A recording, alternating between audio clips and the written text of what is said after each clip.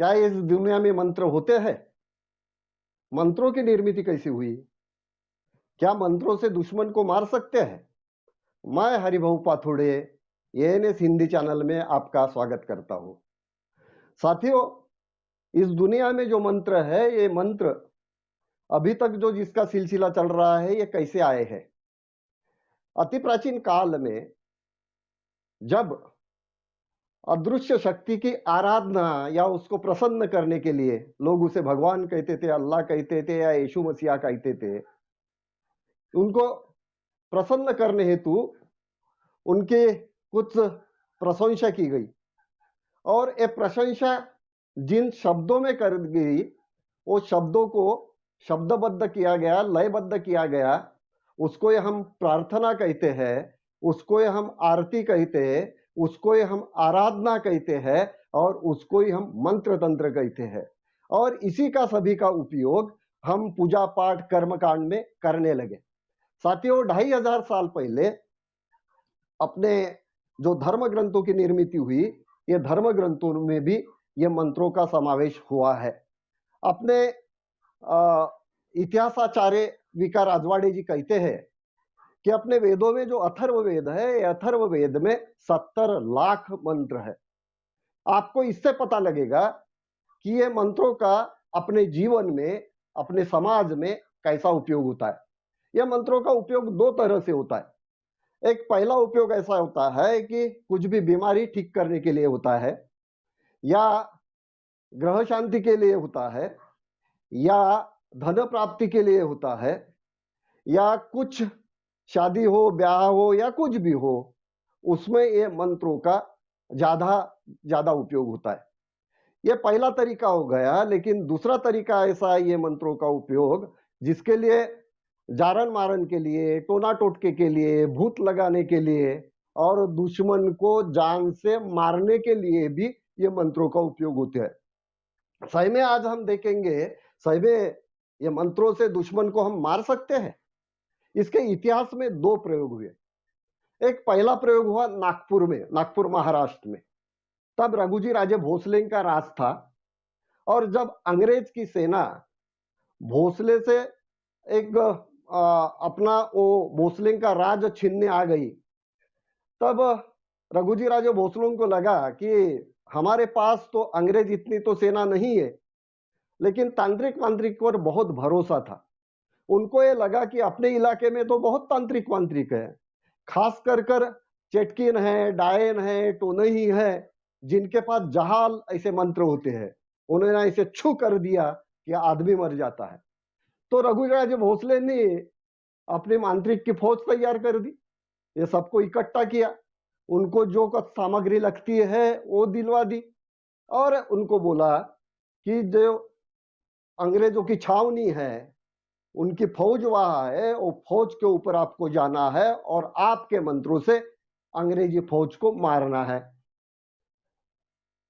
दिन तय हुआ और सुबह सुबह ये मांत्रिकों की सेना, जिसमें ज्यादातर महिलाएं थी, जिनको डायन, टोनही या चेटकिन कहा जाता था, ये चली गई हाथ में आरती, बाल छोड़े हुए और नींबू फेंकते हुए और मुंह से कुछ बड़बड़ाते हुए वो अंग्रेज फौजों के पास गई।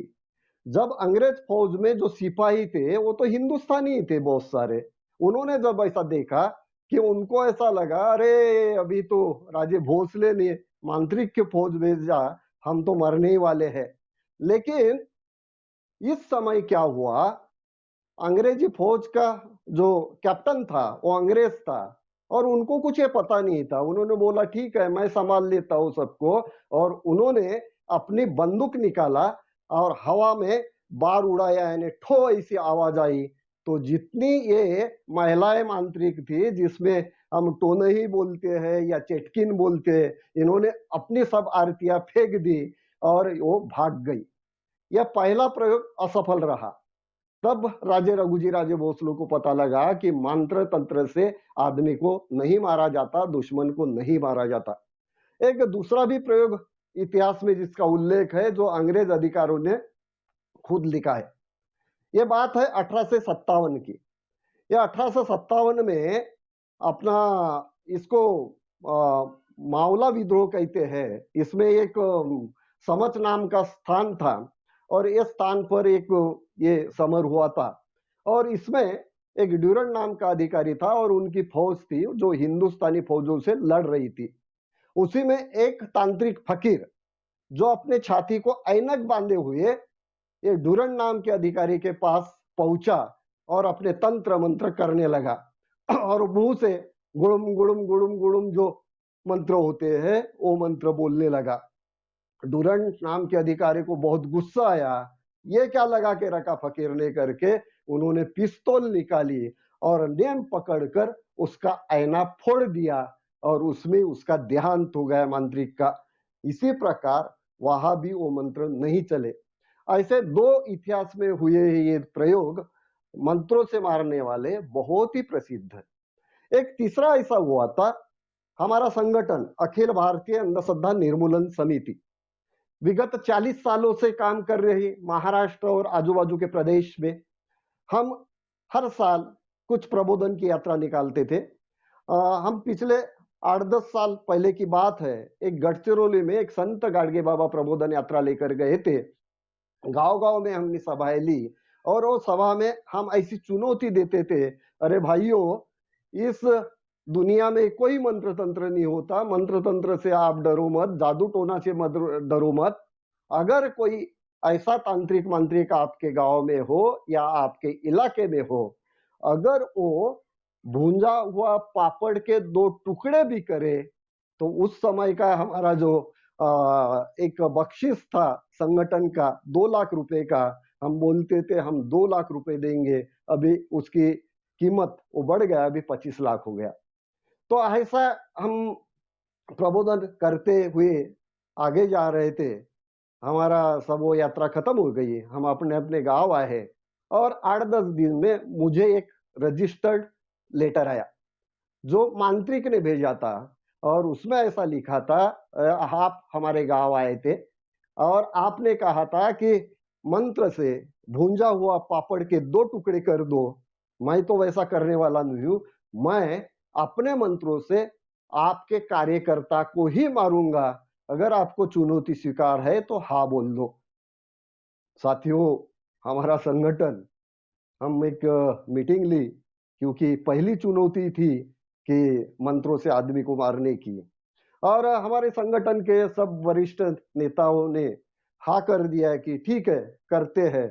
लेकिन वो तांत्रिक ने एक शर्त रखी थी उसमें, वो शर्त में ऐसा लिखा था कि जो मेरे मंत्र से मरेगा या मरने के लिए तैयार होगा उसने एफिडेविट करके देना चाहिए, स्टैम्प पेपर पर लिखेगा और एफिडेविट करके देगा।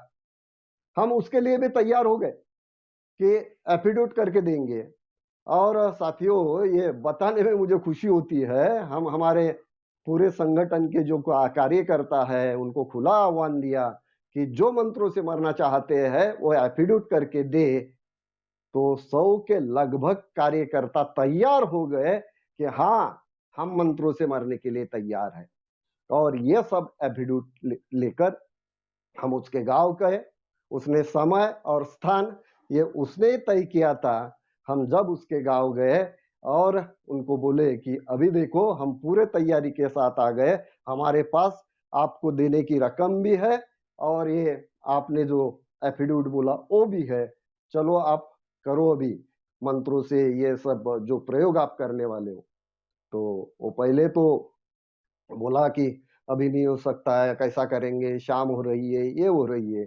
हमने कुछ नहीं सुनी, आपको करना है, हम इतने दूर से लोग आए हैं।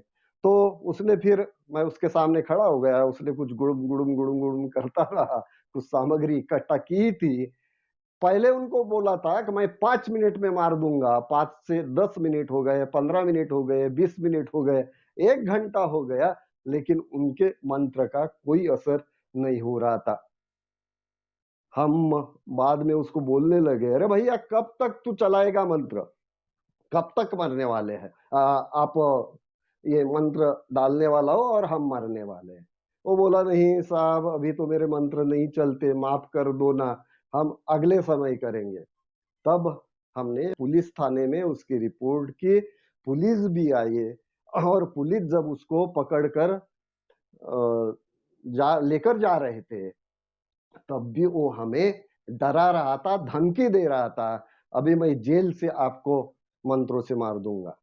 साथियों, ये जो मैंने घटना बताई, इसको 8-10 साल हो गए, हर साल हमारा वेट बढ़ता है, लेकिन इनके मंत्रों का असर कुछ हमारे ऊपर नहीं होता। इसका मतलब ये है कि इस दुनिया में कोई भी मंत्र नहीं होते। ये सिर्फ हम ही कहते, ऐसा नहीं है, हमारे संतों ने ये सब लिख कर रखा। महाराष्ट्र में बहुत बड़े एक ज्ञानी संत हुए हैं, संत ज्ञानेश्वर जिनका नाम है।